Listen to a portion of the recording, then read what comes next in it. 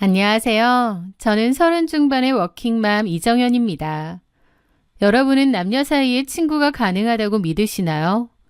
저 역시 대학교 때부터 십수년을 함께해온 4인방 친구들이 있었기에 그게 가능하다고 믿었던 사람 중 하나였습니다. 하지만 그 믿음이 제 인생을 얼마나 처참하게 무너뜨렸는지 오늘 그 기막힌 이야기를 시작해보려 합니다. 저희 4인방의 인연은 대학교 신입생 환영회 때부터 시작되었습니다.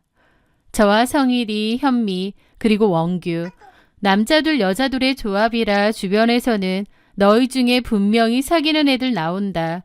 남녀 사이에 우정이 어디 있느냐며 수군대곤 했죠. 하지만 저희는 코웃음을 쳤습니다. 서로의 연애사를 꿰뚫고 있고 술에 취해 길바닥에 널브러진 모습까지 다 본 사이에 무슨 설렘이 있겠냐면서요. 그렇게 사회에 나와서도 저희 넷은 껌딱지처럼 붙어 다녔습니다. 정말이지 그때까지만 해도 그냥 친구였을 뿐 이성적인 감정은 눈꼽만치도 없었어요. 그러다 변화가 생긴 건 저와 성일이가 가까운 동네의 회사를 다니기 시작하면서부터였습니다. 퇴근길에 맥주 한잔 하거나 밥을 먹으면서 단둘이 보내는 시간이 많아지자 우정은 어느새 묘한 감정으로 변하더군요.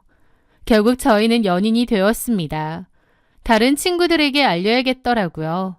그러다가 휴가를 맞이해서 넷이서 제주도 여행을 가게 되었는데요. 저희는 현미와 원규에게 그 사실을 조심스럽게 털어놓았습니다. 그때 현미와 원규의 반응은 지금도 생생해요. 와, 뭐야? 우린 그냥 친구인 줄 알았는데 둘이 사귄다고? 원규는 저희를 놀렸고 현미는 저희를 축하해 주었습니다.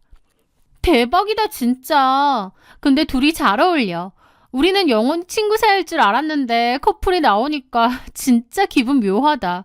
축하해 정말.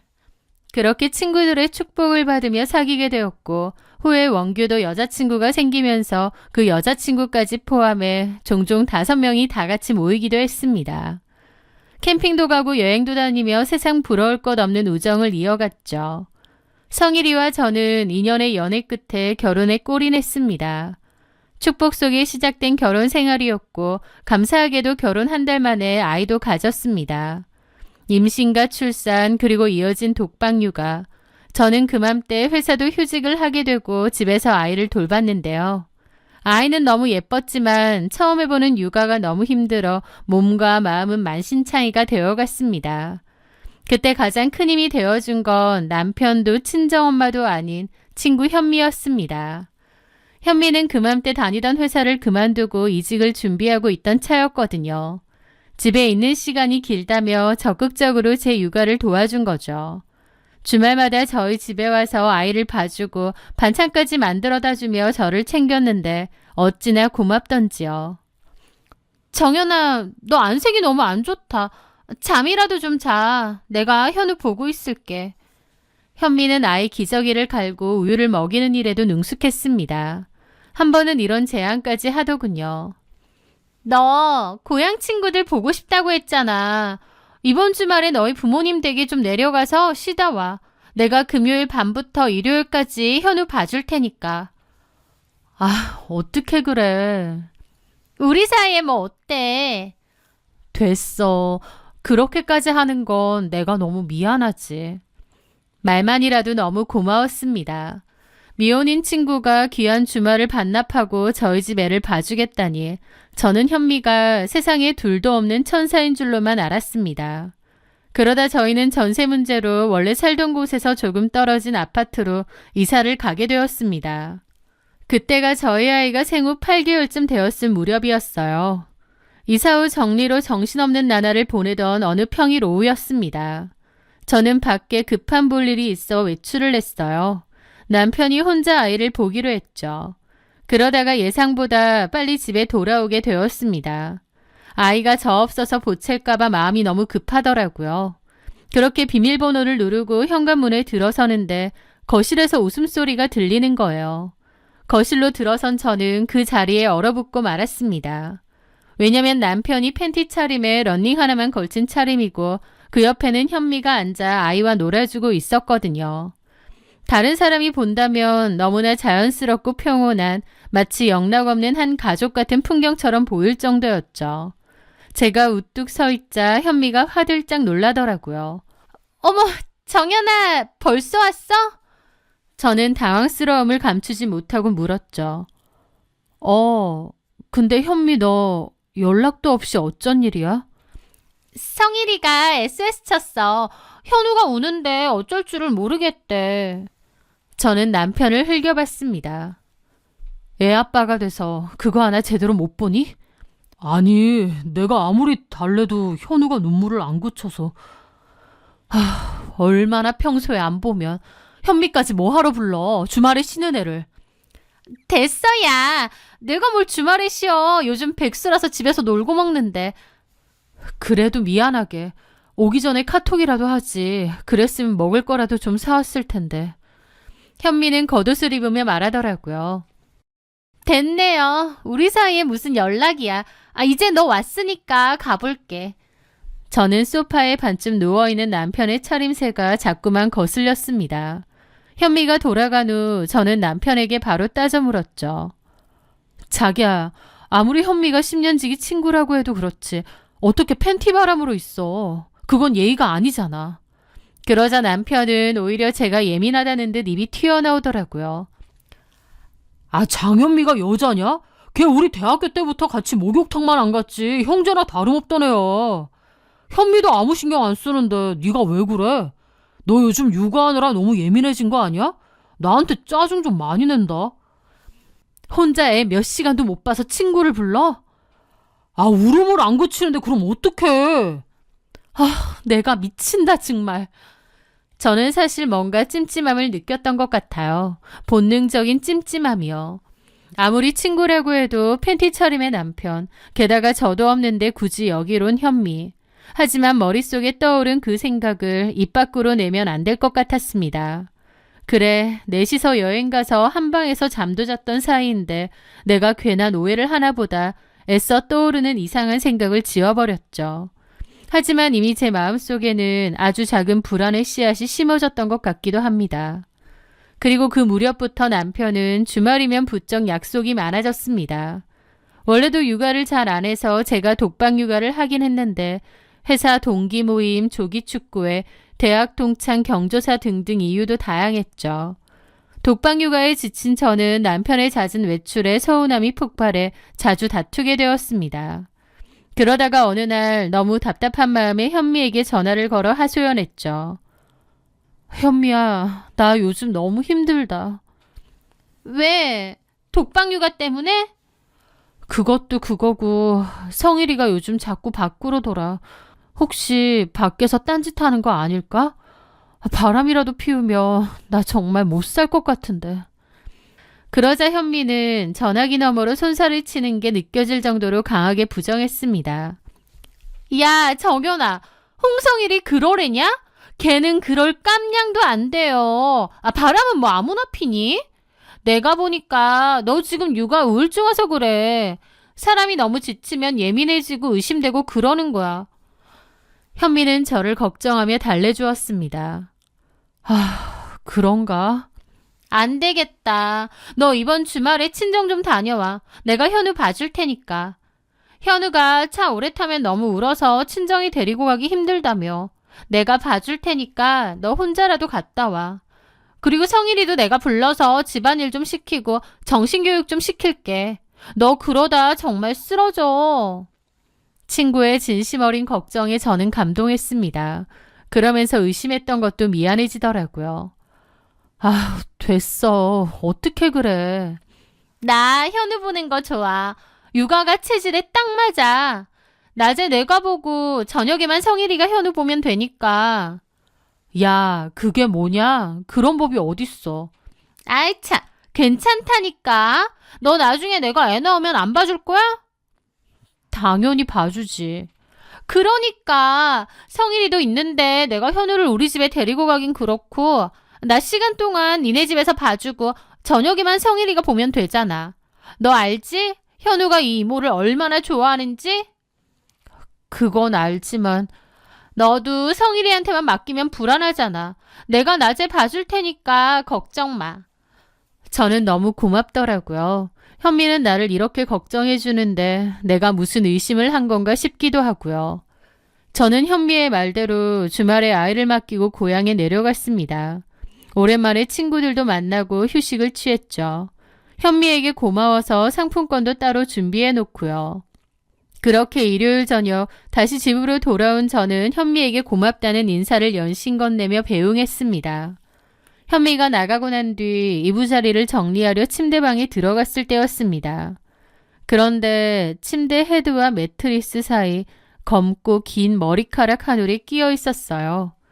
그 순간 등 뒤로 서늘한 소름이 돋는 것을 느꼈습니다.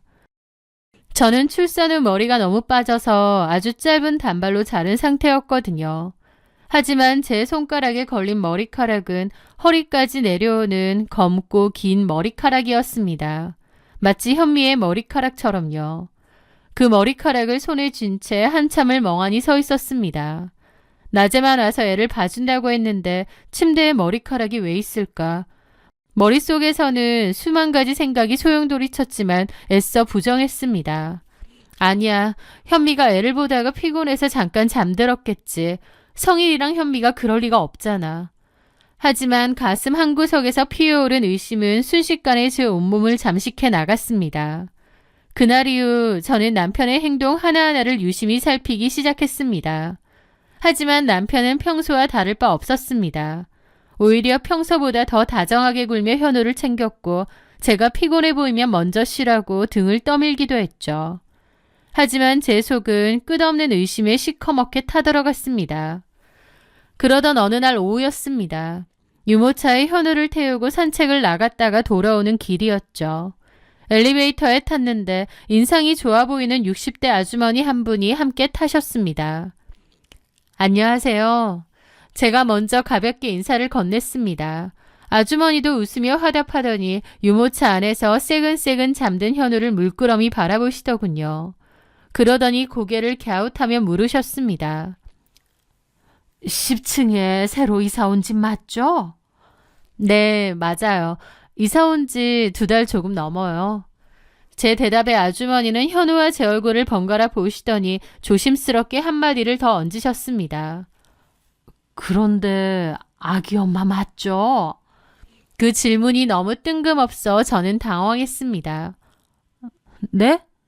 아주머니는 아차 싶은 표정으로 손사래를 치셨습니다. 아니에요. 내가 사람을 잘못 봤나 보네. 미안해요. 엘리베이터가 1층에 도착하자 아주머니는 서둘러 내리셨습니다. 하지만 저는 그 묘한 반응을 그냥 넘길 수 없었습니다. 무언가 직감이 왔거든요. 저는 아주머니를 뒤따라가 붙잡았습니다. 저기 아주머니 잠시만요. 아까 왜 그런 말씀을 하신 거예요? 제가 엄마가 아닌 것 같다고 하신 이유가 뭔지. 아주머니는 곤란한 표정을 지으시더니 결국 입을 여셨습니다. 실은 저번에 엘리베이터에서 이 유모차 끌고 있는 여자랑 남자가 있는 걸 봤거든요. 분명히 이 유모차였고 이 애기도 맞아요. 애기가 귀여워서 10층에 이사 온 집인가 보다 했거든. 근데 그 여자가 아기한테 엄마 해봐 엄마 그러는 거예요. 난 당연히 그 사람이 엄마인 줄 알았지. 근데 오늘 보니까 아기 엄마는 머리가 짧길래 내가 착각했나 싶어서 물어본 거예요. 아주머니의 말은 제 심장을 대못으로 박는 것 같았습니다. 검고 긴 머리, 그리고 아이에게 엄마라고 부르라던 여자. 의심의 여지 없이 현미였습니다. 그 두 사람이 많이 다정해 보였나요?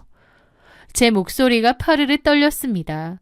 아주머니는 안쓰러운 눈빛으로 저를 보며 고개를 끄덕였습니다. 사실은 영락없는 신혼부부 같더라고. 남자가 그 여자 허리를 감싸 있고 같이 유모차 끌고 다니고. 내가 괜한 얘기를 한 건가 모르겠네. 나는 그만 가볼게요. 아주머니가 떠난 후에도 저는 한참 동안 그 자리에 박힌 듯 서 있었습니다. 손발이 차갑게 식고 눈앞이 핑핑 돌았죠. 저보고 주말에 자기가 애 봐준다고 볼 일도 보고 휴식도 취하고 오라더니 그렇게 제가 집을 나서면 제 남편과 부부 행세, 게다가 저희 아이한테 엄마 행세까지 하고 있었던 겁니다. 저는 다음날 날이 밝자마자 친한 언니의 소개로 이혼 전문 변호사를 찾아갔습니다. 변호사는 제 이야기를 묵묵히 듣더니 차분하게 조언했습니다. 심증은 확실하지만 법정에서 이기려면 확실한 물증이 필요합니다. 차량 블랙박스나 집안 홈캠, 카드 사용 내역부터 확보하세요. 집으로 돌아오는 길, 제 손은 핸들을 잡을 수 없을 정도로 떨렸습니다. 그날 밤 저는 몰래 남편의 차로 갔습니다.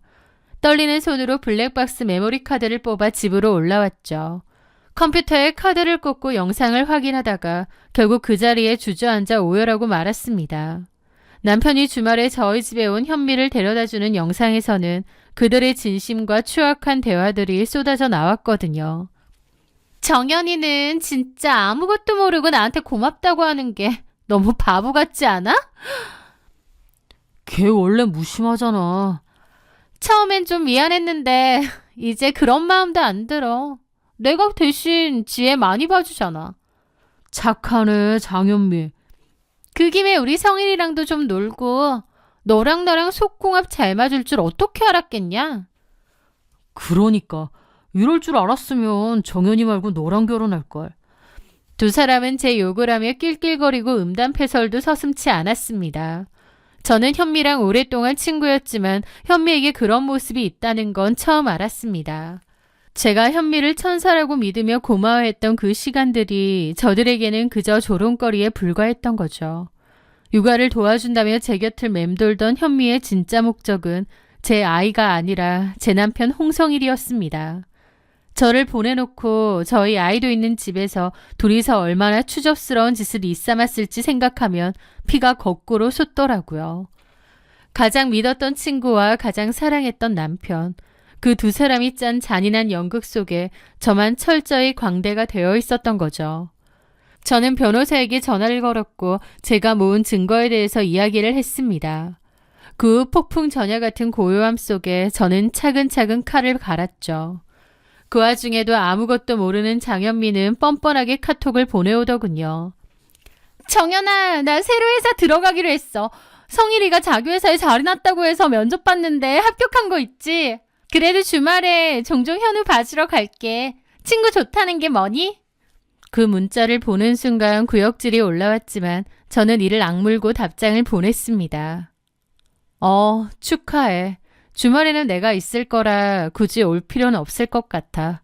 출근 잘해. 그렇게 저는 조용히 이혼 및 소송 준비를 했습니다. 장현미는 남편 회사로 출근했어요. 둘이서 한 회사에서 대놓고 연애질을 한다고 생각하니 더 이가 갈리더라고요. 모든 준비가 끝난 저는 두 사람이 다니는 회사로 선물을 발송했습니다. 두 사람의 불륜 사실이 담긴 서류였죠. 회사 감사팀과 인사과, 그리고 또 하나는 현미의 부모님 댁이었습니다. 마지막으로 상가소장은 직접 챙겨 남편의 회사 로비로 향했습니다. 저는 로비 1층에 있는 카페에서 남편과 장현미를 불렀습니다. 그렇게 두 사람이 저에게 왔어요. 무슨 일이야? 저는 망설임 없이 커피가 든 컵을 남편과 장현미에게 동시에 끼얹었습니다. 뭐야 하는 소리와 함께 다른 사람들이 다 쳐다봤죠. 둘이서 친구인 척 불륜 즐기고 이제는 회사까지 같이 다니네. 이럴 거면 둘이 결혼하지 그랬니? 아주 더러운 것들끼리 천생연분인데 말이야. 둘 다 사색이 되어서 보더라고요. 야, 너 이게 무슨... 일단 나가서 얘기해. 사람들이 보잖아. 보라고 온 거야, 멍청아. 너네 둘은 바람 피고 다니면서 나 잘도 바보 취급했지? 야, 이혼해 줄 테니까 둘이서 대놓고 연애해. 그 회사에 다니는 직원들도 웅성거리기 시작했죠. 저는 입 다물고 있는 장현미에게도 말했습니다. 우리 아이 봐준다는 핑계 대면서 친구 남편이랑 안방 침대에서 재미 좋았지? 현미야, 니네 부모님께도 방금 똑같은 자료 퀵으로 보내드렸어. 얼마나 자랑스러운 딸인지 아셔야 될 것 같아서. 홍성일 너도 똑같아. 내가 부모님들한테 다 얘기할 거야. 현미의 얼굴이 순식간에 흑빛으로 변했습니다. 저는 그 말을 끝으로 자리를 떠났습니다. 결과는 제 예상대로였습니다. 회사는 발칵 뒤집혔고 장현미는 일주일도 안 돼서 문제를 일으킨 탓에 채용이 취소가 되었습니다. 홍성일도 해고 직전까지 갔다가 징계를 받고 지방의 아주 작은 지점으로 좌천됐다는데 거기도 골고루 소문은 다 퍼진 모양이었습니다. 결국 남편도 사직서를 냈다더군요. 그들이 재직 거실에서 누렸던 그 비겁한 행복의 대가는 생각보다 훨씬 비쌌습니다. 남편의 유책 사유로 재산분할과 위자료, 양육비까지 제가 원하는 대로 판결이 났습니다. 이혼 절차를 마무리한 날 저는 짐을 싸서 현우를 데리고 고향으로 내려왔습니다. 부모님의 따뜻한 품에 안기자 그제야 참았던 눈물이 쏟아졌습니다. 남편도 잃고 오랜 친구도 잃었지만 그래도 제 인생에서 가장 큰 쓰레기들을 버렸다는 생각에 홀가분하기도 하더군요. 가끔 원교를 통해 소식을 듣자 하니 두 사람은 그 뒤로 된통 싸우고 더 이상 안 보고 산다고 했습니다. 그건 좀 아쉽더라고요. 참 잘 어울리는 바퀴벌레 한 쌍이니 같이 살면 좋았을 텐데 말이죠. 그 일들이 있고 나서 제 삶은 예전보다 훨씬 단순하고 단단해졌습니다. 처음 고향에 내려왔을 때는 동네 사람들의 시선이 두렵기도 하고 아이에게 아빠의 빈자리를 만들어준 것이 미안해 밤마다 몰래 울기도 했습니다. 하지만 그때마다 저희 아빠는 제 손을 잡으며 말씀하셨어요. 지은아, 큰 병이 들었을 때 그 부위를 도려내는 건 아픈 일이지만 그래야 남은 몸이 사는 법이다. 너는 병든 부분을 잘라내고 네 인생을 살린 거야. 저는 아빠 말씀대로 저에게서 가장 병든 부분을 잘라내고 열심히 회복 중이라고 믿어요. 저희 아들 현우는 할아버지 할머니의 사랑 속에서 밝게 자라고 있고 저 또한 고향에서 새로운 회사로 들어가 열심히 살고 있습니다. 가장 믿었던 사람들의 배신은 죽을 만큼 아프지만 역설적으로 그 배신 덕분에 저는 제 곁에 남은 진짜 소중한 사람들이 누구인지 알게 되었습니다. 저를 있는 그대로 믿어주는 부모님과 저를 보며 해맑게 웃어주는 우리 현우. 저는 이 두 가지 보물만으로도 충분히 행복한 부자라고 생각해요.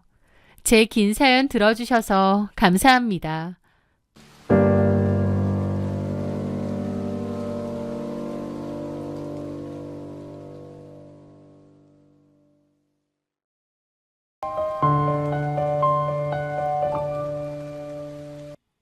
안녕하세요. 저는 시장에서 도매 장사를 하며 살고 있는 여자입니다.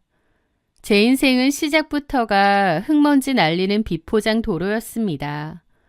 제가 중학교 때 부모님이 이혼을 하셨고 그 후에는 홀어머니와 단둘이 살게 되었어요. 집은 늘 가난했고 제게 가난이란 건 생존의 문제였죠. 저는 예전부터 성적은 나쁘지 않았어요. 공부하는 것도 싫어하지 않았고요.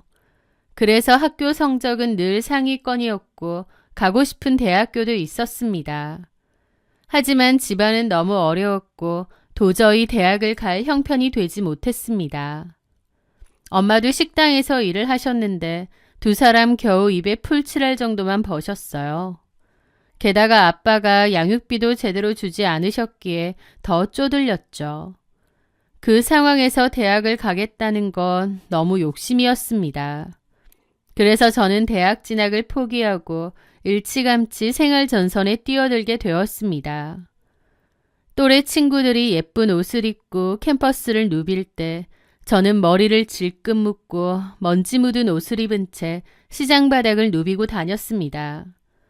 남들이 단잠에 빠진 새벽 시간에 저는 거대한 대봉을 짊어지고 땀범벅이 된 채 시장 골목을 뛰어다녔던 거죠. 먼지구덩이 속에서 옷더미를 나르며 손톱이 부러지고 발바닥에 피물집이 잡히는 건 일상이었습니다. 하지만 그렇게 악착같이 일을 하며 돈을 벌게 되니 그나마 숨통이 트이고 여유가 조금씩 생기더라고요. 저는 십수년을 그렇게 악착같이 일한 끝에 지금은 동대문에서 나름 알짜배기인 도매 가게를 운영하는 젊은 사장이 되었습니다. 제 손바닥에 박힌 딱딱한 굳은 살은 세상 그 어떤 보석보다 빛나는 제 자부심의 훈장이기도 했죠. 그런 제 인생에 남편 이호진이 나타난 건 마치 운명의 장난 같았습니다. 보통은 결이 비슷한 사람끼리 결혼을 한다고 하잖아요. 하지만 이호진과 저는 꽤나 다른 세계에서 온 사람들처럼 공통점이 별로 없었죠. 이호진은 명문대를 졸업하고 대기업을 다니던 엘리트였습니다. 완전 화이트 칼라였죠. 아는 지인의 소개로 만나게 되었는데 처음엔 그냥 단순한 친구 사이로 소개를 받았어요. 그런데 너무 다른 서로에게 호기심이 생겼고 끌리게 되었습니다. 그러다가 이성의 감정이 싹트게 되었죠. 저는 늘 일만 하고 치열하게 살아왔기에 좀 억척스럽고 괄괄한 면도 있었는데요. 그 남자를 만나면서 여자로 보이고 싶고 예뻐 보이고 싶기도 하더라고요. 저랑은 많이 다른 그 남자를 보며 그 남자에게 푹 빠지기도 했습니다. 그렇게 1년 반 정도의 연애를 했고 결혼을 약속했습니다. 그런데 예비 시어머니의 반대에 맞닥뜨리게 되었어요. 어머님 역시 저희 엄마처럼 아버님 없이 홀몸으로 아들을 키워냈기에 어떤 동질감이 있었는데요. 그건 제 생각이고 어머님은 전혀 그렇게 생각하지 않으셨더라고요. 어머님 당신은 남편과 사별을 한 것이고 저희 엄마는 이혼을 한 것이니 그 차이가 천지 차이라 이거였죠. 제가 홀어머니랑 같이 사는 것도 마음에 안 들고 시장에서 일하는 제 직업도 마음에 안 들어 하셨어요. 무엇보다 제가 고졸인 걸 제일 마음에 안 들어 하셨고요. 저는 그저 자기 아들과 급이 안 맞는 고졸 출신 장사꾼일 뿐이었던 거죠. 자기 아들은 명문대 출신의 대기업까지 다니는데 고작 시장바닥에서 일하고 고졸인 저와 급이 맞느냐면서 절대 결혼은 안 된다고 했습니다. 어머님의 혹독한 반대에 부딪힐 때마다 너무 힘들었고 저를 왜 그렇게 싫어하실까 슬프기도 하더라고요. 하지만 그럴 때마다 호진 씨는 자기 엄마를 좀 이해해달라며 엄마도 원래는 안 그랬는데 성격이 많이 바뀌었다고 했습니다. 그러면서 어머님의 성격이 바뀌게 된 큰 사건을 이야기를 해주더라고요. 원래 호진 씨네는 강남 언저리의 아파트 한 채는 거뜬히 가졌던 평범하고 평온한 중산층이었다고 합니다. 아버님이 병환으로 일찍 돌아가셨어도 나름 버티고 살 정도의 재산도 좀 남아 있었다고 하고요. 그런데 15년 전 어머님의 인생을 송두리째 앗아간 사건이 있었다고 했습니다. 어머님에겐 가족보다 더 믿고 의지하던 절친 친구가 있었대요. 호진 씨는 어머님의 절친 친구분을 성자 이모라고 불렀다고 하네요. 그 성자 이모는 어머님과 고등학교 때부터 친구였는데 원래는 형편이 많이 어려웠답니다. 그런데 어떤 기회로 부동산 투자를 하면서 거금을 벌게 되고 그 후로는 친구들 중 제일 부자로 떵떵거리며 살았다고 했습니다. 제일 가난했던 친구가 가장 부자가 된 거죠. 어머님은 아버님이랑 사별 후 혼자서 아들을 키우며 살아야 했기에 늘 좀 더 돈을 벌고 싶다는 생각을 해왔대요. 그렇게 돈이 아쉬웠던 어머님에게 성자 이모가 따로 찾아와서 귀가 번쩍 뜨일 만한 제안을 했다고 합니다. 예, 경수가, 이건 나랑 우리 남편만 아는 정보인데 너는 워낙에 내 친한 친구잖아. 그래서 너만 알려줄게. 솔직히 이런 투자 정보 함부로 알려주는 건 아닌데 네가 호진 아빠 돌아가시고 나서 혼자 애 키우고 사는 게 너무 힘들다고 그랬잖아. 맞아, 그랬지. 우리가 얼마나 오래된 사이니? 너 혼자 아등바등 사는 거 너무 마음이 쓰이고 걸려서 너한테만 특별히 알려줄게. 고맙다, 성자야. 그러면서 성자 이모는 신도시 쪽 기획 부동산 얘기를 해주었답니다. 그린벨트가 곧 풀릴 예정인데 10배 아니 100배 수익은 우습다고 하면서요. 성자 이모도 이미 투자를 했다고 하고 아는 사람만 아는 정보인데 특별히 어머님도 끼워준다고 했대요. 어머님은 이게 기회구나 싶었답니다. 그 못 살던 성자가 지금은 저렇게 부자가 되어서 떵떵거리며 사는 게 부동산 투자 때문이라는 걸 알았으니까요. 어머님은 집 담보대출에 주변에서 돈까지 빌려다가 거기에 투자를 했답니다. 이름도 생소한 지역의 농업용지, 즉 도로 하나 없는 맹지를 거금 들여 샀던 거죠. 그런데 나중에서야 알게 되었답니다. 그 모든 게 철저한 사기였다는 것을요. 신도 씨는커녕 그 땅은 평생 개발될 일 없는 버려진 땅이었던 거죠. 그리고 아마 성자 이모 역시 그 기획 부동산 일당에 일정 부분 연루가 되어 있었던 모양이었습니다. 사람 소개해주고 거기서 이득 챙기고 하는 역할로요. 어머님은 친구라 믿었던 성자 이모를 믿고 그 큰 돈을 들이밀었는데 결국 일이 틀어졌고 어머님은 성자 이모에게 울면서 어쩌면 좋냐고 했대요.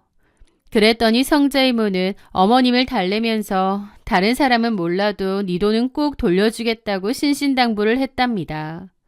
하지만 어머님을 안심시킨 후 성자 이모는 온 가족이 해외로 야반도주를 했다고 하더라고요. 어머님은 그나마도 남은 재산에 집까지 금매로 처분해서 그 빚을 청산했고 변두리에 반지 앞방 월세로 이사까지 가야 했답니다. 돈 날리고 친구한테 배신까지 당했으니 진짜 죽고 싶을 만큼 힘들었지만 아들을 생각해서 죽지는 못했대요. 그 후 성자라는 친구를 생각하면 죽여버릴 거라고 몸을 떨며 이를 갈았다고 했습니다. 그 후로 악착같이 사셨다고 하고요. 이미 그 사건이 15년이 지났지만 아직도 그년이 눈앞에 보이면 내 손으로 찢어 죽일 거다, 죽이고 감옥 갈 거다 라고 하실 정도랍니다. 어찌됐든 어머님은 그 후로 완전 비루하고 가난하게 살았지만 호진 씨의 교육만큼은 최고로 시키셨대요. 이 가난을 벗어날 방법은 호진 씨가 잘 되는 것밖에 없다고 생각하신 모양이었죠. 그렇게 호진 씨는 명문대도 졸업하고 대기업도 다녔고 어머님도 이만하면 됐다고 생각하신 모양이에요. 하지만 애석하게도 호진 씨는 그 대기업을 다닐 때 너무 힘들고 괴로워서 매일 그만두고 싶어 했습니다. 자기는 전부터 개인 사업을 하고 싶다며 회사 다니는 게 지옥 같다고 저한테 자주 그랬거든요. 그리고 저랑 결혼을 하기로 했는데 어머님 눈에는 제가 성에 찰 리가 없었죠. 좀 더 잘나고 학벌도 좋은 여자랑 호진 씨를 결혼시키고 싶었을 겁니다. 하지만 호진 씨의 설득 끝에 결국 저를 허락하셨습니다. 그 배경에는 어쨌든 저는 꾸준히 잘 되는 가게도 있었고 돈도 호진 씨네 집보다는 훨씬 많았잖아요. 시어머니의 생활비를 감당해줄 여자가 별로 없을 건데 저는 기꺼이 생활비를 드린다고 했기 때문인지 결국 결혼은 성사되었습니다. 그런데 남편은 저랑 결혼하고 1년 뒤 회사에 사직서를 냈습니다. 저도 좀 더 다녀보라고 설득을 했는데 자기는 이렇게 살고 싶지 않다면서 월급쟁이보다 사업을 하면 훨씬 돈을 더 벌 수 있다며 큰 소리를 탕탕 쳤습니다. 남편은 자기 전공을 살려 고급 가방과 구두 브랜드를 만들겠다고 했어요. 남편 사업에 필요한 자본금은 결국 제가 악착같이 일해서 번 돈에서 나왔고요. 그렇게 시작된 남편의 사업은 무려 7년이라는 긴 시간 동안 단 한 번도 흑자를 낸 적이 없었습니다. 매달 돌아오는 사무실 월세, 직원들 급여, 그리고 시어머니의 생활비까지 전부 제가 시장에서 새벽잠 줄여가며 번 돈으로 메꿨던 거죠. 너무 힘든 상황이었음에도 그래도 저는 남편을 탓하지 않고 오히려 응원해주고 붙돋아 주었습니다. 자긴 할 수 있어. 언젠가 빛을 볼 거야. 우리 남편 기죽지 말자. 라면서 바보 같은 마음으로 군말 없이 뒷바라지를 했던 거죠. 아무도 알아주지도 않는데 저도 참 바보 같았던 것 같습니다. 그런데요. 사람에게는 누구나 3번의 기회가 찾아온다고도 하잖아요. 어느 날 남편에게도 기적처럼 기회가 찾아왔습니다. 남편의 가방을 한 유명 인플루언서가 착용하면서 소위 대박이 났던 거예요. 한번 대박이 나니 무섭게 돈이 잘 벌리더라고요. 그 성공에 힘입어 남편은 몹시 바빠졌습니다. 7년 동안 적자였다가 갑자기 운이 확 트인 것처럼 돈을 벌어들이기 시작했으니까요. 이 기세를 버려 더 크게 사업을 확장하고 잘 될 거라고 마음을 먹더라고요. 저도 그런 남편을 더욱 응원했습니다. 그런데요. 남편의 사업이 잘 된 건 좋았지만 달라진 건 또 있었습니다. 바로 남편의 성격이었죠. 아니 어쩌면 달라진 게 아니라 숨겨진 본성이 튀어나왔던 걸지도 모르겠네요. 남편은 그 성공을 기점으로 완전히 딴 사람이 되었거든요. 사업이 잘 안 될 땐 자기를 지지해줘서 고맙다느니, 결혼 정말 잘한 것 같다느니, 자기 엄마를 보살펴줘서 고맙다고 할 땐 언제고, 돈을 좀 벌기 시작하자 지네 엄마처럼 저를 무시하기 시작했습니다. 저한테 막말을 일삼기 시작했고, 나중에는 무식하다, 시작바닥 구른 티가 나서 창피하다라는 소리까지 하는 거예요. 그 말에 남편과 크게 싸우고 한동안은 서로 아무 말도 안 하고 지내기도 했습니다. 남편의 그런 말들은 제 가슴에 큰 상처를 남겼죠. 어머님 역시 마찬가지였습니다. 제가 생활비 드리고 하니 그전엔 아무 말 안 하다가 남편 하는 사업이 잘 되자 저를 다시 무시하고 못마땅해 하기 시작하더라고요. 더욱 참을 수 없었던 건 저희 딸에게 너는 아빠 머리 닮아야지. 엄마 닮으면 큰일 난다. 너네 엄마는 무식해서 엄마 팔자 닮으면 안 된다. 라는 소리까지 했죠. 제가 벌어오는 돈으로 생활할 땐 가만히 있다가 남편 사업이 잘 되고 나니 바로 본색 드러내면서 저를 무시하고 깔보기 시작하는 거예요. 너무 화도 나고 서운했지만 그래도 최대한 대화로 풀어보려 했습니다. 하지만 남편은 이미 저에게 마음이 떠난 건지 제가 무슨 말을 해도 귓등으로도 안 듣는 것 같더라고요. 그렇게 남편과 제 사이는 점차 멀어져 갔습니다. 제가 노력을 하면 할수록 사이는 점점 더 어그러지는 느낌이었죠. 그러던 어느 날 남편은 저에게 돌연 이혼을 요구했습니다. 제가 싫고 너무 지겨워졌다고, 마음이 없는데 어떻게 같이 살겠느냐 하더군요. 저는 여자가 생긴 거 아니냐 물었는데 절대 그런 건 아니고 그냥 저랑 살기 싫어졌답니다. 하지만 그냥 단순히 마음이 바뀌어서 이혼하자는 것 같지는 않았습니다. 저는 고민 끝에 이모부에게 전화를 걸었어요. 저희 이모부는 과거에 흥신소 쪽 일을 하셨거든요. 지금은 다른 일을 하시지만 도움받을 곳이 이모부밖엔 생각이 안 나더라고요. 제 이야기를 듣고 이모부도 기막혀 하시면서 자기가 뒤를 좀 캐주겠다고 했습니다. 그렇게 일주일 뒤 이모부가 제 앞에 던져놓은 사진 속에는 최진아라는 여자가 있었습니다. 네, 제 예상대로 역시 남편에게는 여자가 있었더라고요. 최진아는 유학파 출신의 외국계 글로벌 화장품 회사에서 마케터로 일하고 있었습니다. 스펙을 보니 어머님이 그토록 갈망하던 엘리트 며느리의 완벽한 표상이더군요. 남편도 그 여자에게 푹 빠진 모양이었습니다. 그 여자에게 이혼했다고 했는지 아니면 곧 이혼 예정이라고 했는진 모르겠지만 어쨌든 그 둘은 결혼까지 염두에 두고 만나는 것 같았습니다. 이모부에게 그 사실을 전해 듣고 어찌나 기가 막히고 분통이 터지던지요.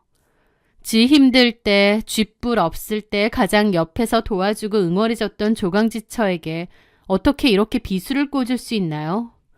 정말 피눈물이 날 정도로 배신감이 들더라고요.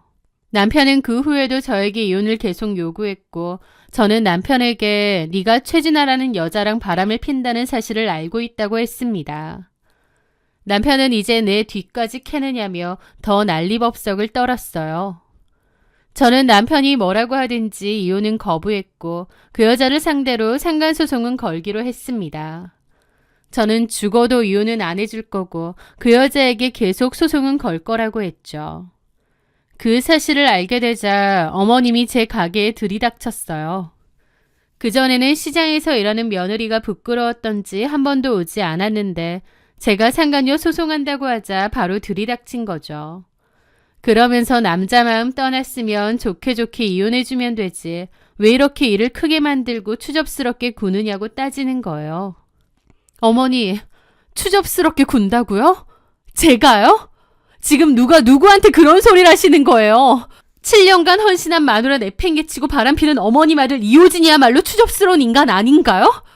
그리고 어머님도 마찬가지예요. 여태까지 제가 어머님에게 드린 생활비가 얼만데. 아이고 더럽다 더러워. 생활비? 오냐. 그까짓 거 싹 계산해서 호진이한테 돌려주라고 아마. 치사하게 이따위로 나온다 이거지? 어머니, 진짜 너무하신 거 아닌가요? 너무하긴 네가 너무하지. 너는 양심이란 게 없냐? 애초에 우리 호진이랑 네가 가당키나 해. 어디서 고졸 출신의 시장 바닥에서 굴러먹는데 내 아들을. 고졸 출신의 시장 바닥에서 굴러먹은 돈으로 어머님도 여태까지 생활하신 거 잊으셨냐고요. 그러니까 돌려준다고. 이 치사스러운 년아. 그 더럽고 째째한 돈 돌려주면 될 거 아니야. 상스럽게 나오지 말고 좋은 말 할 때 소송 취하하고 헤어져. 싫은데요. 누구 좋으라고요. 저 끝까지 갈 거예요. 절대 이혼 안 해줄 겁니다. 아우, 상스럽다 상스러워. 내가 이래서 네가 싫었다. 교양머리라고 눈꼽만치도 없지? 지금 어머님 모습도 교양하고는 거리가 먼 것 같은데요. 뭐야? 어머님은 가게가 떠나가라 저한테 소리 지르면서 삿대질을 했고 저는 치욕스러움을 참았습니다. 그리곤 더 독하게 마음먹었죠. 두고 보자. 내가 절대 순순히 이혼 안 해줄 거다. 그 최진아라는 여자한테도 소송도 할 수 있을 만큼 할 거고 절대 어머님도 이호진도 원하는 대로 안 해줄 거다라고요. 그런데 저의 그 결심은 얼마 지나지 않아 180도 변하게 되었습니다. 저는 이혼을 결심했고요. 제가 결국 백기 들었냐고요? 아니요. 아주 방긋 웃으면서 신나는 마음으로 마음을 돌려먹은 거였습니다. 이모부는 그 후에도 최진아에 대한 뒷조사를 이어갔어요. 그러다가 저한테 한 자료를 주셨는데 그걸 본 저는 깨달았죠. 아, 이건 하늘이 내게 준 기회다. 그것들 제대로 엿먹어보라는 신의 뜻이다 라고요. 저는 그 후 남편에게 이혼해 줄 테니 너네 엄마한테 그동안 줬던 생활비 다 돌려주고 생활비 기여도도 다 따지자고 했습니다. 남편은 제가 이혼을 해준다고 하니 좋다면서 뭐든 제가 원하는 대로 해주겠다고 했어요. 최진아한테 푹 빠져 있었고 저랑은 미친 듯이 이혼을 하고 싶어 했기에 제가 원하는 요구 조건은 다 들어주겠다고 하더군요. 그렇게 저는 그동안 들였던 돈 다 반환 받기로 하고 위자료 명목의 돈까지 두둑히 챙겼습니다. 그렇게 속전속결로 이혼도 하기로 했는데 어느 날 남편이 묻더라고요. 왜 갑자기 마음을 바꾼 거냐고요. 그래서 제가 그랬죠. 너랑 너네 엄마 하는 꼬라지를 봐. 7년간 옆에서 믿어주고 도와줬던 나 형편 풀리자마자 바로 배신해 먹었잖아. 그게 너랑 너네 엄마야. 나도 너랑 너네 엄마 신물 낼 정도로 지겨워. 나라고 너 좋아서 붙잡고 있었겠니? 지난 7년간의 세월이 아깝고 분해서 이혼 안 해줬던 거야. 그런데 마음 바뀌었어. 너나 너네 엄마 같은 인간들하고 안 끝내면 내가 더 힘들 것 같더라. 최진아라고 했지. 그 여자랑 잘 살아봐. 너나 너네 엄마랑 아주 잘 어울리는 집구석 같으니까. 저는 이를 악물고 그렇게 일갈했습니다. 남편은 아무 말도 못하더라고요. 그렇게 빠르게 이혼을 마무리했습니다. 조정기간만 끝나면 바로 이혼인 상태였죠. 남편 놈은 그것도 못 참겠는지 그 사이에 이미 최진아네랑 상견례까지 잡은 모양이더라고요. 저는 그 상견례 날짜와 장소를 입수하게 되었는데요. 일부러 그날 저도 그 식당에 갔습니다. 아주 좋은 구경거리가 있을 것 같았거든요. 그리고 제 예상은 빗나가지 않았습니다. 저는 홀에서 이모부와 식사를 했는데요. 이호진과 최진아의 상견례는 안쪽 룸에서 있었던 모양이었죠. 무슨 사달이 나도 날 거라고 예상했는데 아니나 다를까 얼마 지나지 않아 우당탕 소리와 함께 큰 소란이 일어났습니다. 사람들은 이게 다 무슨 소리냐며 웅성거렸고 직원들도 놀라서 룸 쪽으로 가더라고요. 그 순간 저희 어머님의 고함 소리가 바깥까지 들리더라고요. 저는 그 순간 드디어 올 게 왔구나 싶어서 가슴까지 뛰었죠. 잠시 후 룸의 문이 열리며 한 중년의 여자가 미친 듯이 뛰쳐나왔습니다. 그런데 뒤따라 나온 성난 황소 같은 어머님이 그 여자의 머리채를 잡고 바닥으로 넘어뜨렸죠. 아이고 이거 놔라. 못 놓는다 이 죽이려나. 그러면서 식당 한가운데서 몸싸움이 일어난 겁니다. 식당 사람들 다 쳐다보고 웅성거리고 직원들이 쫓아와 둘을 말리는데 어머님이 얼마나 흥분했는지 말려지지도 않았습니다. 바닥에 깔려있는 그 여자를 거의 죽일 듯이 때리고 머리채를 잡는 거예요. 바닥에 깔린 그 중년 여자는 살려달라며 고함을 지르고 난리였죠. 잠시 후 그 룸에서 젊은 여자가 뛰쳐나와 이번엔 어머님 머리채를 잡고는 나오라고 난리를 쳤습니다. 그 젊은 여자는 최진아였습니다. 바닥에 깔린 채로 어머님에게 얻어맞은 그 여자는 최진아의 엄마였죠. 최진아의 엄마는 네, 맞습니다. 바로 성자 이모라는 사람이었습니다. 어머님의 전 재산을 날리게 만들고 외국으로 도망갔다는 바로 그 성자 이모 장성자 씨였죠. 저는 이모부가 알아온 서류를 보며 성자 이모의 존재를 알게 되었습니다. 미셸 장으로 외국식 이름을 썼지만 한국 이름은 장성자였어요. 그 아줌마에 대해서 알아보니 한국에서 살 때 저희 어머님과 같은 동네에 살았고 학교도 같은 학교 출신이더라고요. 부동산으로 돈을 꽤 벌었는데 불법적인 방법이었다고 하더라고요. 그 순간 깨닫게 되었죠. 아, 최진아 씨의 엄마가 어머님의 친구였던 그 장성자 씨였구나라는 것을요. 최진아는 15살 무렵에 온 가족이 야반도주처럼 한국을 떠나서 호주로 가서 살았다고 했습니다. 해외 유학파 출신, 외국 유명 대학을 나온 엘리트 출신이었던 최진아의 그 화려한 배경에는 어머님의 피눈물 어린 돈도 포함되어 있었던 거죠. 이호진도 어머님도 전혀 몰랐겠지만 저는 다 알고 있었던 겁니다. 그리고 곧바로 이혼을 결심했던 거고요. 어머님이 만나면 죽여버릴 거라고 했던 장성자 씨. 그 장성자 씨가 바로 최진아 씨의 어머니였는데 그 극적인 만남을 보고 싶어 일부러 그들의 상견례가 있을 식당까지 왔던 겁니다. 어머님은 평소에도 장성자 만나면 죽여버리고 감옥 갈 거란 소리까지 할 정도로 증오가 극심했는데 상견례장에서 만나게 되니 어땠겠나요? 이성을 잃고 달려든 모양이고 도망가려는 장성자 씨를 어머님이 낚아채서 시장 바닥에 패대기 치고 때렸던 거죠.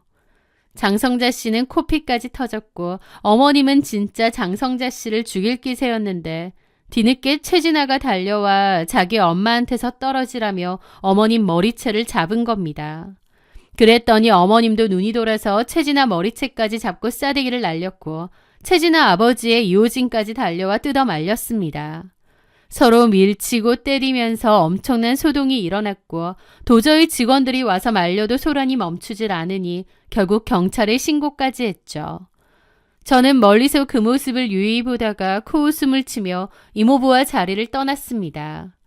제가 본 그 어떤 광경보다 속 시원하고 우스운 광경이었죠. 그 아수라장 같은 식당을 빠져나오며 저는 가장 먼저 이모부께 고맙다는 인사를 했습니다. 이모부도 이제 속 시원한 꼴 다 봤으니 다 털어내고 후련하게 살라고 해주시더라고요. 이모부가 자기 일처럼 뛰어다니며 알아봐준 덕분에 상간녀의 모든 것을 알게 되었고 결국 이 엄청난 광경을 직접 목격하게 되었으니 저는 그 누구보다 후련하게 이혼을 마무리할 수 있었습니다. 그 후 어머님은 최진아와 그의 엄마인 장성자로부터 폭행 고소를 당했다고 들었습니다. 장성자는 어머님에게 너무 심하게 맞아 이까지 뽑히고 최진아도 크게 다쳤다고 하더라고요. 어머님은 장성자를 상대로 사기죄 고소를 하겠다고 했지만 이미 시간도 너무 지났고 장성자 씨가 직접적인 기획 부동산 관련자도 아니었기에 흐지부지 끝났다고 했습니다. 반면 어머님의 폭행 사실은 너무 심각해 실형을 피할 수 없을 정도라고 하더라고요. 사람을 곤죽 만들어놨으니 합의도 안 될 정도였겠죠. 전 남편 이호진은 어떻게든 어머님 감방 가는 것까지 말려보려 사방팔방 다녔다고 하더라고요. 당연히 최진아랑은 철천지 원수가 되어서 끝났고요. 참고로 그맘때 남편의 사업도 완전 하락세에 접어들었다고 했습니다. 한번 기회가 왔을 때 잘 잡았어야 했는데 여러 가지 소송으로 인해 사업에 집중하기는커녕 흐지부지 되었고 결국 다시 빠르게 하락세로 돌아간 모양이었어요. 게다가 그전엔 저라도 도와줬지 이제는 도와줄 사람도 없으니 사업은 제대로 되지도 않고 빚만 지고 힘들게 살아간다고 하더라고요. 남편 놈은 이제 와서 후회하니 어쩌니 했다지만 이미 버스는 떠나버린 후죠. 남편과 어머님은 절대 인정하고 싶지 않았을지 모르지만 아마 남편에게 첫 번째 기회는 저를 만난 것일 수도 있습니다. 7년 동안 사업 뒷바라지 해주고 지네 엄마 챙겨주고 가즘 구박과 무시 다 견뎌냈던 저. 그런데 조강지쳐버리고 잘되는 인간 없다는 말처럼 저랑 이혼하고 나서 남편은 다시 곤두박질을 쳤죠. 저는 남편과 깨끗이 끝을 내고 혼자 딸아이를 키우며 살아가고 있습니다. 저를 살아있게 만드는 시장의 활기찬 새벽 공기. 한때는 너무 힘들고 구질구질해 보여 서럽기도 했지만 이제는 압니다. 여기서 정직하게 피땀 흘려 번 돈은 결코 저를 배신하지 않는다는 것을요. 저희 딸아이는 제 굳은 살 박힌 손을 꼭 잡으며 엄마 손은 세상에서 제일 멋진 훈장 같아 라고 말해줍니다. 학벌이 낮다고 무식하다 비웃던 그들은 정작 사람의 도리를 모르는 진짜 무식쟁이들이 아니었나 싶습니다. 남의 인생을 짓밟고 일어서려 했던 그들의 화려한 껍데기보다 매일 아침 정직하게 땀 흘려 일구는 제 소박한 일상이 훨씬 더 고귀하다는 것을 저는 누구보다 잘 알게 된 것 같아요. 앞으로도 씩씩하게 야무지게 그리고 정직하게 그렇게 제 인생 잘 살아가려 합니다. 제 사연 들어주셔서 감사합니다.